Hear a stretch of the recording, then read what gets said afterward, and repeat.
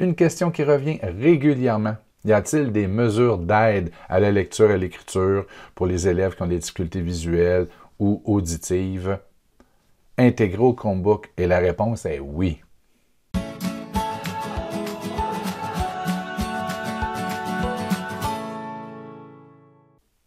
Oui, il y a des outils permettant de faciliter la lecture, l'écriture, pour les élèves qui ont une déficience visuelle, de faire des zooms de l'écran, de grossir les curseurs. Pour les élèves avec des problèmes auditifs, peut-être d'enlever le stéréo du son et ainsi de suite. Il y en a plusieurs.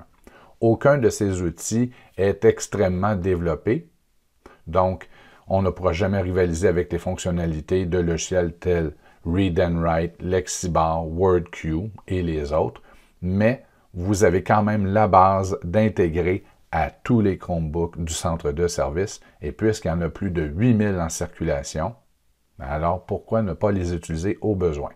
Donc oui, on pourrait venir en aide à un élève qui éprouve de plus légères difficultés à un niveau, ou encore venir en aide ou accompagner nos élèves non lecteurs qui ne maîtrisent toujours pas l'écriture.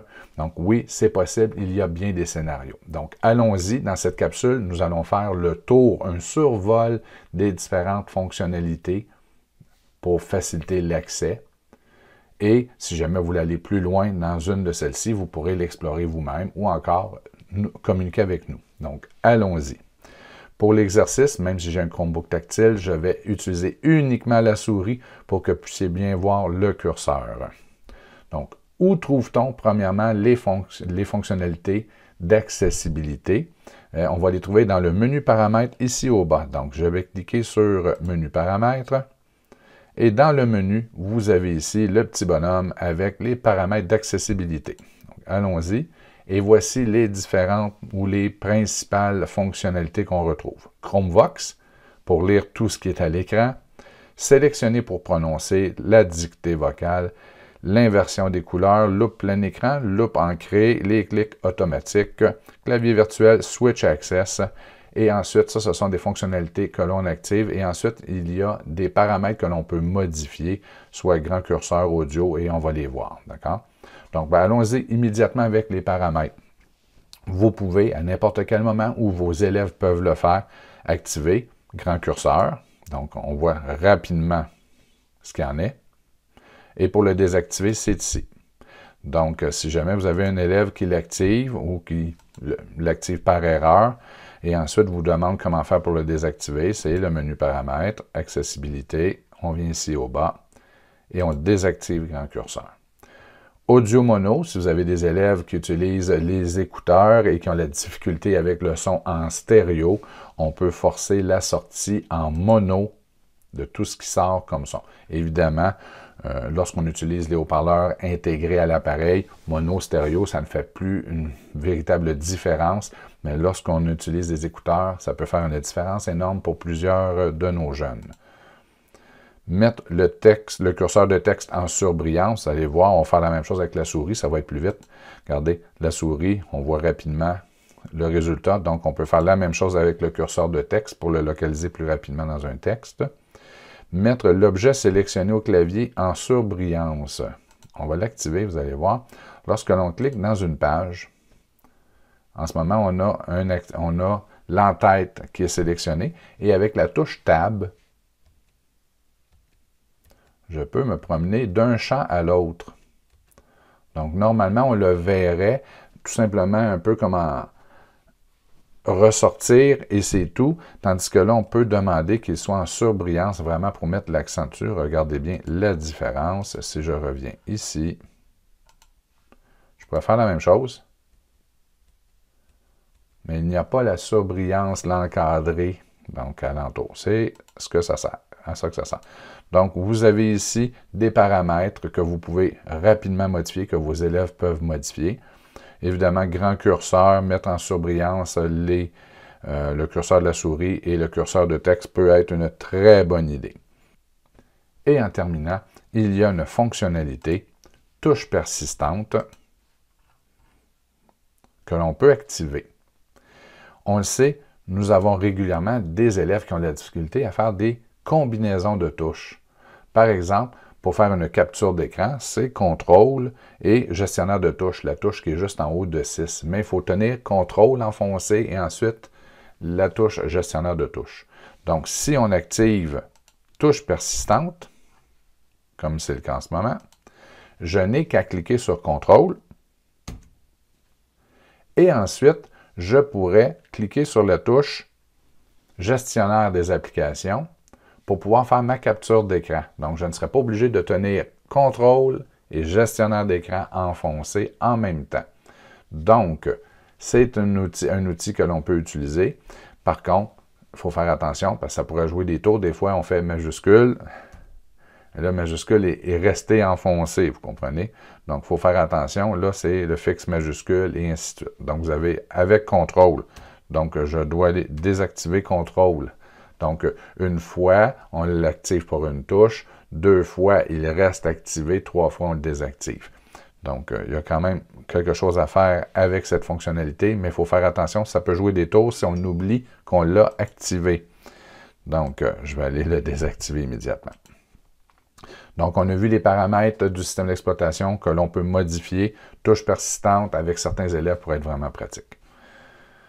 Donc, maintenant, dans les fonctionnalités qu'il est possible d'activer, vous avez ChromeVox, qui est la lecture. Mais avant d'activer ChromeVox, je suggérerais peut-être d'aller voir ce que sélectionner pour prononcer peut donner. Donc, je vais activer sélectionner pour prononcer.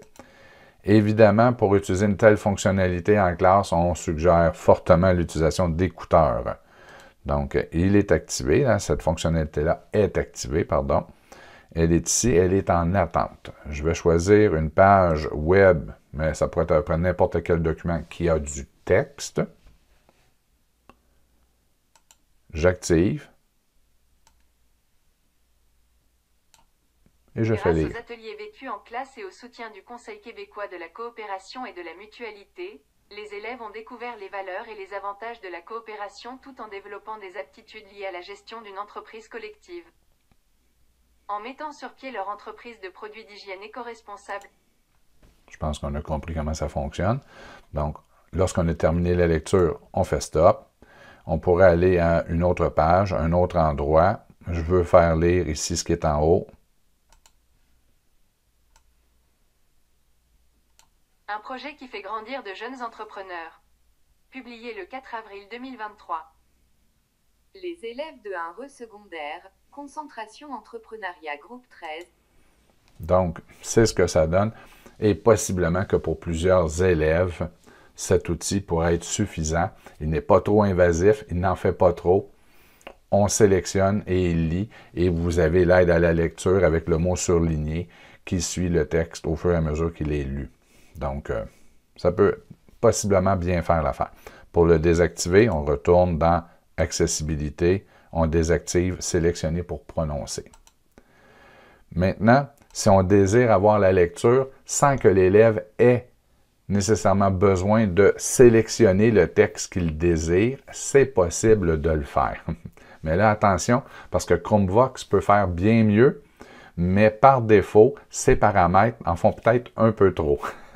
Donc, à la première utilisation, vous devrez aller dans la roue d'engrenage et possiblement modifier le comportement de ChromeVox. Donc, allons-y, activons ChromeVox. Donc, on y va.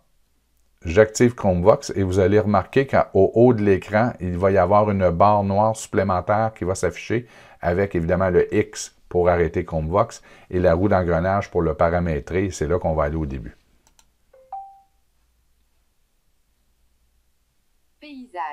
Paysage.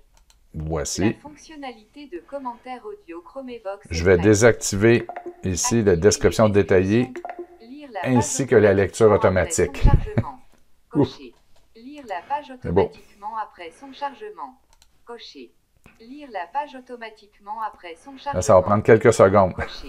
Un projet qui fait oui. grandir de jeunes bon, et voilà, c'est ça. On a la lecture maintenant. Et ça a pris quelques secondes, mais on l'a, regardez bien. Là, je vais juste aller revérifier si je ne me suis pas trompé. Ça prend quelques secondes avant que le tout s'ajuste. C'est ça ici, j'ai oublié ici. C'est ça. Et voilà. Donc maintenant, il n'y aura plus la lecture automatique de tout ce que l'on voit parce qu'il lit vraiment tout, même les paysages. Donc, on va avoir la lecture de ce qui est sous la souris. Notre organisation, notre établissement. Un projet qui fait grandir de jeunes entrepreneurs. Publié le 4 avril 2023.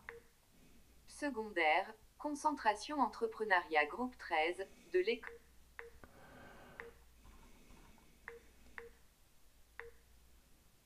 Grâce aux ateliers vécus en classe et au soutien du Conseil québécois de la coopération et de la mutualité.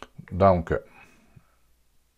je vais aller ailleurs pour éviter pour la lecture. On peut voir que ChromeVox peut faire bien mieux et bien plus, mais en même temps, il est toujours présent. Pour l'arrêter, c'est le X. Pour le paramétrer, c'est la roue d'engrenage. Donc, on vous suggère de désactiver les descriptions détaillées, bien que ça peut être très pratique. Même chose, la lecture de la page automatique après son chargement.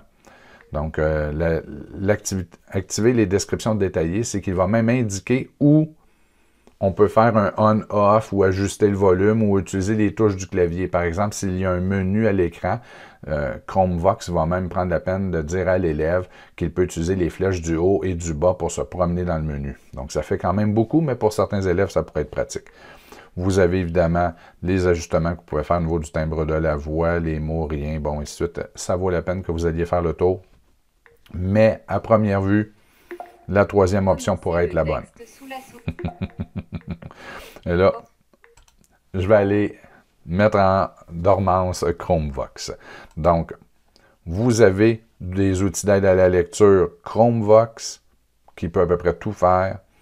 Mais vous avez aussi sélectionné pour prononcer qui peut être amplement suffisant pour les élèves puisqu'ils seront en contrôle de faire lire ce qu'ils désirent faire lire. Donc, on choisit, on fait lire. Un projet qui fait grandir de jeunes entrepreneurs. J'arrête. Ensuite, vous avez la dictée, la fameuse dictée vocale. On le sait depuis déjà plusieurs années. Par exemple, dans Google Docs, vous avez la saisie vocale. Donc, vous pouvez dire le texte qui sera tapé dans Google Docs. Mais dans plusieurs outils et dans des outils web, bien, vous n'avez pas cette fonctionnalité.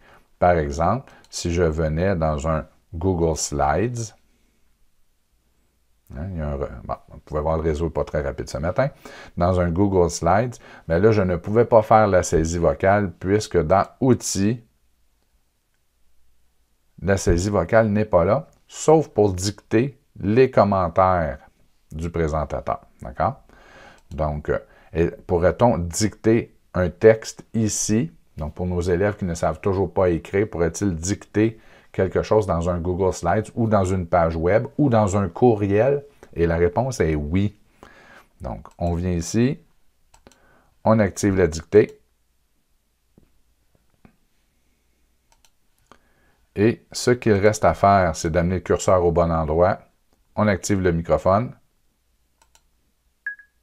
Voici un exemple de dictée vocale à l'aide des mesures d'aide intégrées au Chromebook. Voilà. Vous pouvez voir, il y a peut-être une petite erreur d'orthographe, mais c'est pas grave. On a quand même une bonne partie du texte et on pourrait utiliser le même outil à l'intérieur d'Outlook Outlook en ligne lorsqu'on envoie des courriels. Donc, vous avez cela ici dans les outils d'accessibilité. Donc, je vais désactiver dictée, désactiver sélectionner pour prononcer, mais il pourrait toujours rester activé. Vous avez des boutons pour faire début, arrêt en bas. Maintenant, inversion des couleurs, c'est un peu comme les thèmes sombres et clairs. Donc, si ça peut aider vos élèves. Mais là, on va plus que dans le thème, parce que le thème, on aurait changé, évidemment, on aurait mis un thème sombre à l'entête, mais on n'aurait pas changé les couleurs, exemple, du fichier ou du PDF ou du fichier Word. Là, on inverse complètement. Donc, inversion des couleurs. La loupe plein écran, mais elle fait ce que ça dit. Ça va vraiment faire un zoom et avec le curseur de souris, vous pourrez vous promener au sein de l'écran. Peut-être faire attention parce que les élèves vont avoir de la difficulté à retrouver la barre d'outils au bas de l'écran, vont peut-être avoir de la difficulté à sortir du mode. C'est peut-être pas le mode préféré, mais des fois, ça pourrait être vraiment utile pour un élève qui a des difficultés au niveau visuel. Mais vous avez aussi la loupe ancrée qui est très intéressante. Donc, on active la loupe. Vous avez évidemment votre écran pour travailler en bas comme c'est normalement. Mais en haut, vous avez le fameux zoom. Donc, vous avez le zoom sur ce que vous pointez avec le curseur de la souris. Donc, faire attention, ça peut devenir un distracteur, mais pour l'élève qui en a besoin, alors pourquoi pas? On a accès au zoom et vous pouvez modifier la dimension de la fenêtre d'affichage au haut de l'écran. Donc ça, c'est la loupe ancrée. Vous avez les clics automatiques. Attention à cette fonctionnalité-là, mais elle pourrait être bien pratique à un élève qui a de la difficulté à manipuler la souris, le pavé tactile. Donc, allons-y, on va l'activer. Par défaut, le clic automatique, c'est le clic gauche qui va être activé. Par exemple, si je veux changer d'onglet de travail, on attend 2 secondes, je viens ici, on change, je viens ici, je vais ouvrir le Classroom, aller à l'onglet.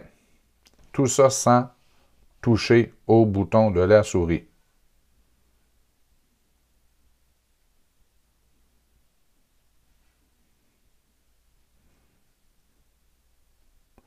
Donc, c'est assez efficace. Vous pourriez aussi modifier le comportement. Si c'est un clic droit que vous désirez faire, vous pouvez venir ici, clic droit. Je vais un clic droit sur la page web pour la traduire en français. Elle l'était déjà, on va me dire. D'accord? Donc, vous pouvez faire le clic droit. Si c'est un double clic, je vais venir ici, un simple clic. Je pourrais lui dire, je veux faire un double clic sur le fichier qui est ici. Voilà. Je reviens en mode simple clic. Je vais fermer le fichier. On pourrait aussi faire un glisser-déplacer. Donc, je pourrais prendre ce fichier et l'amener ailleurs. Et là, on vient au simple clic par défaut.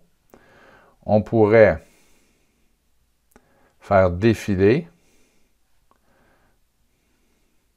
Donc là, j'ai manqué mon coup. On peut faire défiler l'écran. Oh, OK, on l'a ici. Voilà. Donc, on peut utiliser les fonctionnalités de défilement. Évidemment, on peut mettre la fonctionnalité sur pause pour travailler normalement. Ouf! Mais un élève qui a la difficulté à manipuler la souris, à cliquer sur les boutons, alors il n'y a plus de clic de bouton nécessaire. On ne fait qu'utiliser l'outil. Faire un clic droit, double clic, déplacer, défilement, mettre sur pause la fonctionnalité. Donc, vous avez ici un outil pour éviter les clics de souris. Évidemment, vous avez, oui, on va désactiver.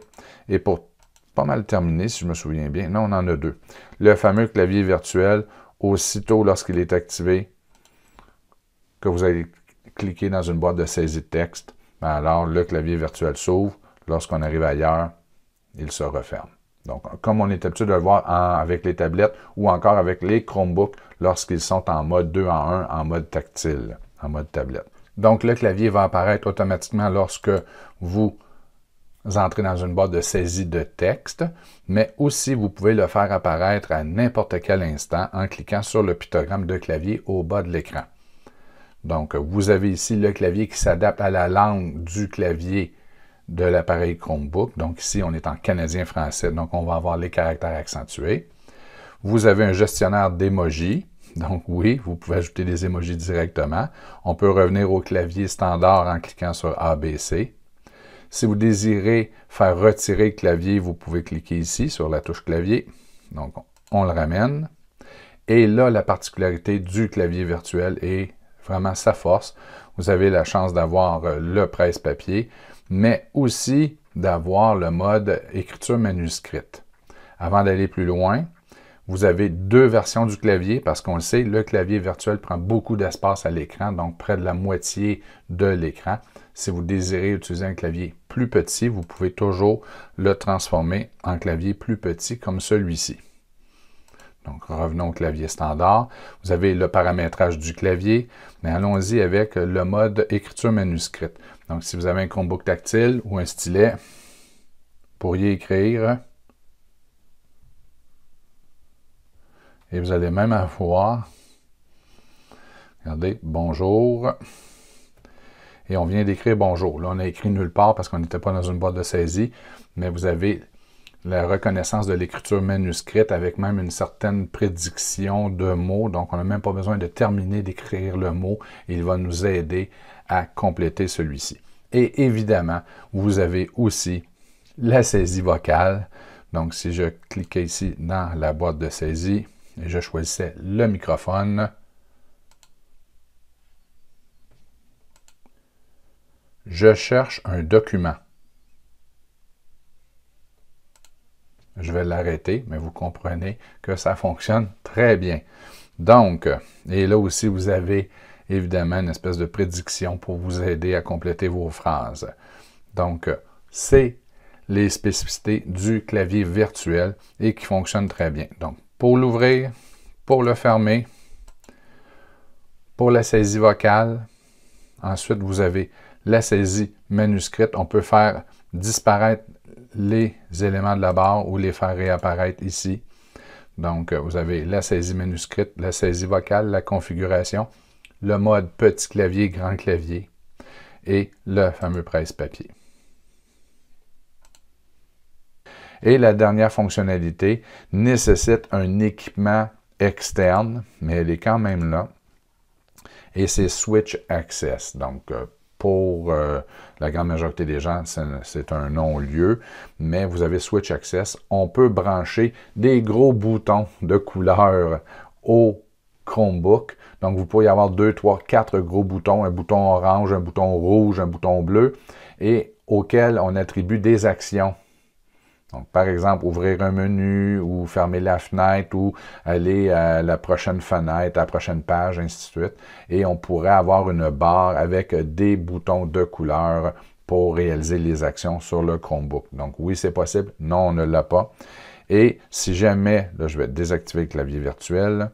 Donc, on laisse faire Switch Access. Et pour terminer, si vous désirez configurer certaines de ces fonctionnalités ou des paramètres, vous pouvez cliquer sur la roue d'engrenage et là, vous pouvez changer les voix, par exemple. Si vous pourriez, en synthèse vocale, paramètre de la synthèse vocale, changer la cadence, le ton, le volume, mais vous pourriez aussi choisir parmi d'autres voix.